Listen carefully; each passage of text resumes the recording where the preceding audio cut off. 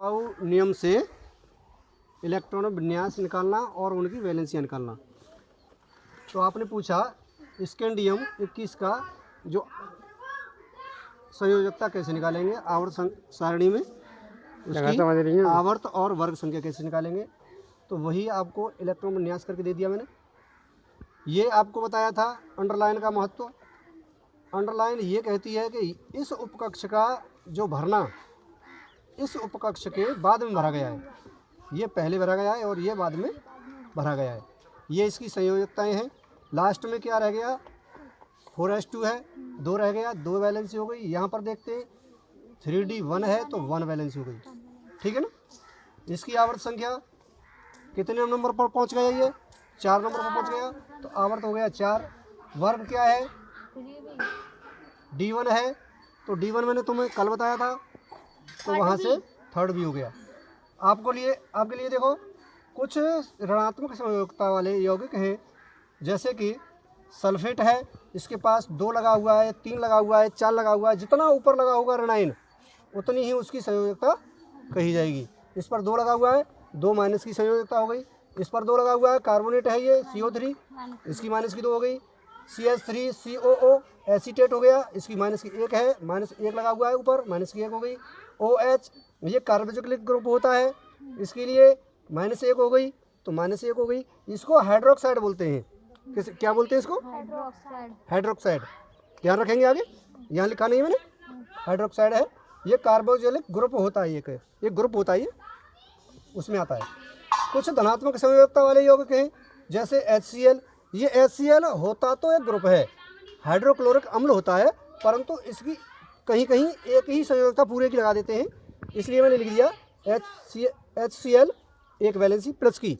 ये NH4 इस पर लगा होता है +1, तो ये हो गया अमोनिया, देखो अमोनियम हो गया।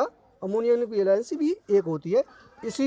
इन्हीं के अनुसार आपको बताते हैं इनके रासायनिक अणुसूत्रों का निर्माण कैसे होता है। देखिए छोटे छोटे हम फार्मूला बनाते हैं, पहले छोटे छोटे फार्मूला।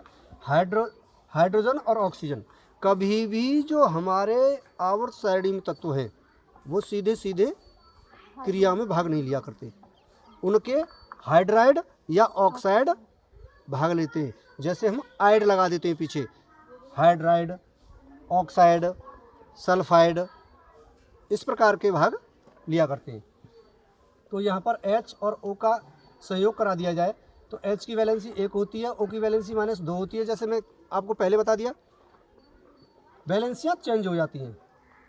चेंज हो गई, चेंज होने के बाद ये यहाँ पर H2O बन गया जल। अब इसको संतुलित करने के लिए H2 है, यहाँ 2 की क्रिया 2 की गुणा कर दी, यहाँ रासायनिक क्रिया संतुलित हो गई। उसके बाद में Na की क्रिया क्लोराइड से करा दी, सोडियम की क्रिया क्लोराइड से करा दी, तो इन दोनों की वैलेंसी समान होती है। दोनों की वैलेंसी जब समान होती है तो वहाँ पर आपको वैलेंसियाँ रखने की कोई ज़रूरत नहीं होती है। NaCl हो गया, NaCl का रासायनिक नाम सोडियम क्लोराइड हो गया, जो साधारण नाम नमक होता है। ऐसे ही NH4 + Cl अमोनियम और यहाँ पर क्लोराइड, इन दोनों की क्रिया करा दी। इन दोनों की संयोजकताएं समान होती हैं, एक होती है, एक की प्लस में और एक की माइनस में। तो ये हो गया NH4Cl अमोनियम क्लोराइड। जैसा कि अमोनियम है NH4 और Cl है क्लोराइड, अमोनियम क्लोराइड। इसका व्यापारिक नाम नौसादर के नाम से आपको दुकानों पर प्राप्त हो जाएगा ये, ठीक है ना। NaOH, Na की क्रिया सोडियम की क्रिया हाइड्रोक्साइड से करा दी, हाइड्रोक्साइड जो ग्रुप है उससे करा दिया, तो ये NaOH हो गया, सोडियम हाइड्रोक्साइड। सोडियम हाइड्रोक्साइड को हम व्यापारिक नाम में बोला जाता है कास्टिक सोडा या सोडा लाइम के नाम से ये जाना जाता है। ऐसे ही कार्बन और ऑक्सीजन, कार्बन अर्थात ऑक्साइड, कार्बाइड और ऑक्साइड की क्रिया करा दी जाए तो वहाँ पर कार्बाइड की वैलेंसी 4 है और इसकी वैलेंसी -2 है, जैसा कि पहले बता दिया है। तो इसकी 2 वैलेंसी से ख़त्म हो गई।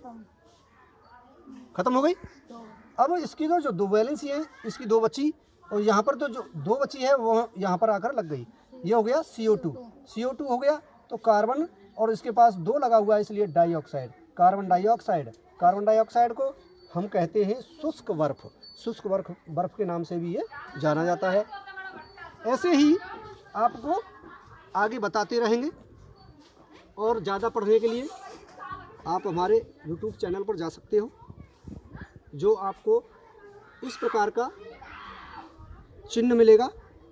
इसके पास में सूर्य की किरणें मिलेंगी और ये लिखा होगा GPSRD। Thank you.